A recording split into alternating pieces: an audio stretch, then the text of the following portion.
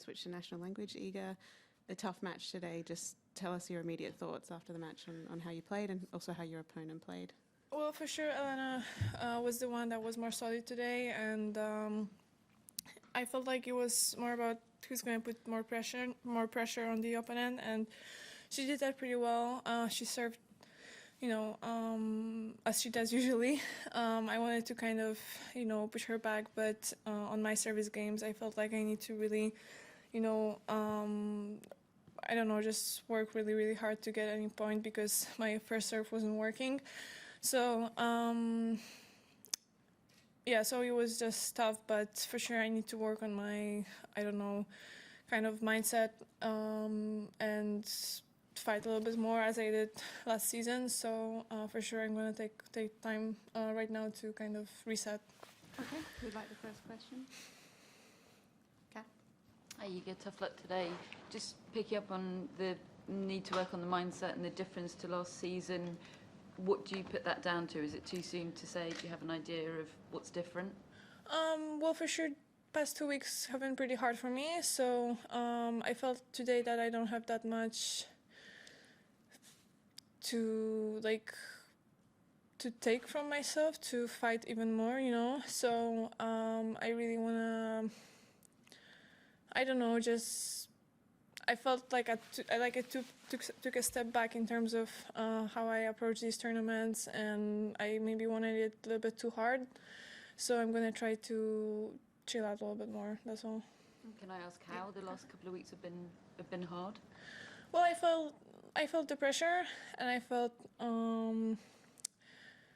that I don't want to lose instead of that I want to win. So that's, I think, it's a base of what I should what I should focus on in the next couple of weeks. Okay, we'll do James and then Matt. Yeah, James. I noticed you got warned for a time violation just before the match started. I wondered, A, if you'd ever had that violation before, and B, whether it affected your mindset at all in the early stages of the match? I think I got it once, but it was weird because actually the umpire was talking to me and I didn't understand her twice because I didn't hear, it's pretty loud before we start the match. So it doesn't really matter. But for sure, the fact that I had 40-15 in the first two games and I couldn't close it was a little bit disturbing. But then I came back and I was pretty happy with how disciplined I am, but still when the balls got a little bit old and I served with the sun in my eyes, Elena broke me, and that was kind of weird for me because usually when I come back from being down I'm able to hold that momentum, and today I lost it. So for sure, she forced that as well, so congrats to her. Okay, we'll go Matt and then David. Matt?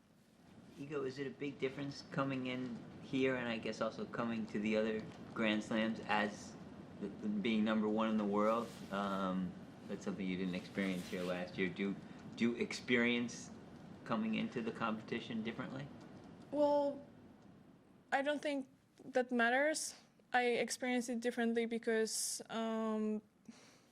I felt differently, but I was number one on Roland Garros, I was number one on Wimbledon and US Open, and I was able to, maybe not on Wimbledon, but I was able to play well and compete, so I don't think that matters. As you can see, there's no scheme there, so yeah.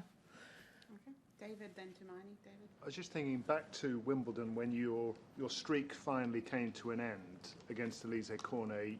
You managed to get back up and win the US Open. What experience do you think you can take from that now, being in a similar position? What worked for you last time? Well, I don't see that many similarities, honestly.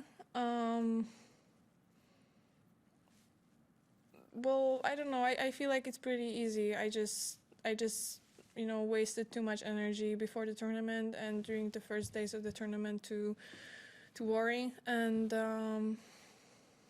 and also I don't know, it's just, different period of time for me. So before US Open, I was actually able to kind of let it go because I played pretty bad in Toronto and Cincinnati, and that helped me kind of to reset and just start the US Open without actually expecting much from myself. And here was different. So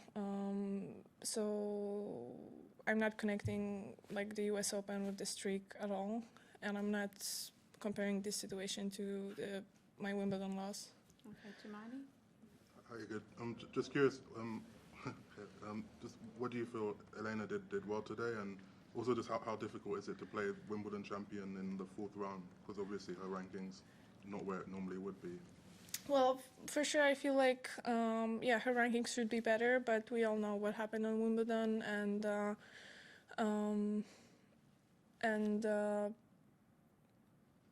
well, I don't know.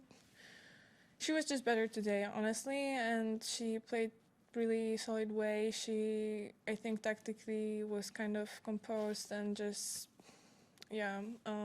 she's able to, stay focused. But yeah, she was a better player today. I don't know, what to tell you in terms of like analyzing the match, but on the other hand, if you want to win a tournament, you have to kind of be better than everybody. So I don't care if it was a fourth round or whatever stage that was. Okay, we'll do one more in English. Then Courtney.